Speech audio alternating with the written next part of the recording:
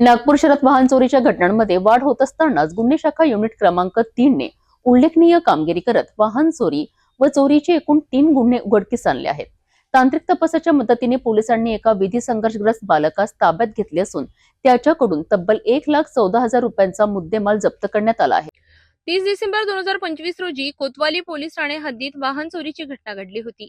नंदनवन रोडवरील भाग्यलक्ष्मी अपार्टमेंटमध्ये राहणाऱ्या प्रियंका योगेश त्रिवेदी यांनी त्यांची पांढऱ्या रंगाची ऍक्टिवा ही अपार्टमेंटच्या पार्किंगमध्ये लॉक करून ठेवली असता अज्ञात चोरट्याने ती चोरून नेली होती. या प्रकरणी कोतवाली पोलीस ठाण्यात अज्ञात आरोपींविरुद्ध भारतीय न्याय संहितेच्या कलमान्वये गुन्हा दाखल करण्यात आला होता. वाहनाच्या समांतर तपासात गुन्हे शाखा युनिट क्रमांक 3च्या अधिकाऱ्यांनी तांत्रिक विश्लेषण व खात्रीशीर माहिती आधारे एका विधी संघर्षग्रस्त बालकास ताब्यात घेतले.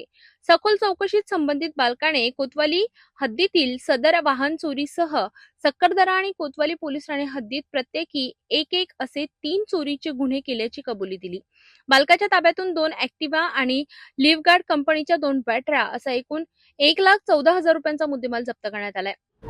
युनिट 3 गुन्हे शाखा युनिट 3 येथील पोलीस उपनिरीक्षक काठोके आणि त्यांच्या पथकाने 3 गुन्हे ओपन केलेले आहेत. एक विधी संघर्षित बालक यास ताब्यात घेऊन त्याच्याकडून पोलीस ठाणे कोतवाली आणि पोलीस ठाणे सक्करदरा येथील 2 वाहन चोरीचे गुन्हे, त्याचप्रमाणे एक कोतवाली पोलीस स्टेशनचा बॅटरी चोरीचा गुन्हा जो की अदखलपात्र गुन्हा दाखल आहे, असे 3 गुन्हे उघड केलेले आहेत आणि एकूण 1,14,000 रुपयाचा मुद्देमाल त्यामध्ये हस्तगत केलेला आहे.